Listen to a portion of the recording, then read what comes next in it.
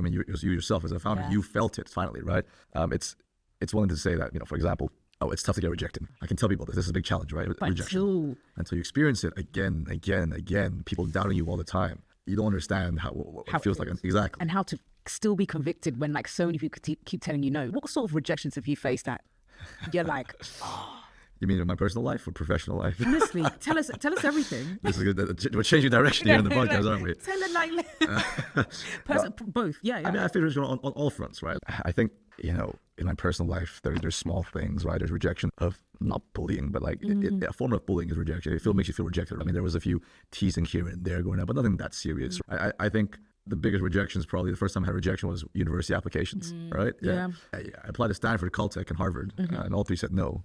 Surprise, surprise. No, but still, it's tough. Yeah. As far as the startup's concerned, I mean, rejections all the time, right? Even in this validation phase, right?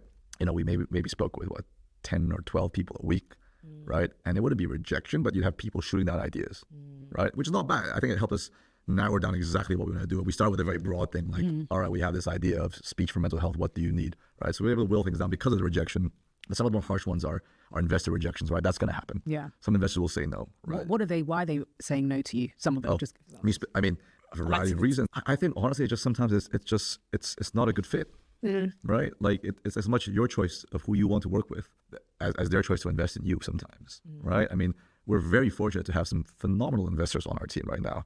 They understand what we're balancing because of a long-term deep vision, but also trying to, change the perception of mental health right now, right? It's a bit of a dissonance almost, but get it, and it took time to find the investors that got it. Naturally, you're going to find rejection, right? There are a few funds that didn't give you time of day. They speak to you for half an hour, you give a generic response, and you get a generic rejection email, right? That's going to happen. It's going to happen, right? Which is okay, right? It just wasn't a fit. There doesn't have to be beef there. I can't say it doesn't motivate me to prove them wrong. Yeah, it does. I'm sure you can add them to your investor updates and say it's going really well.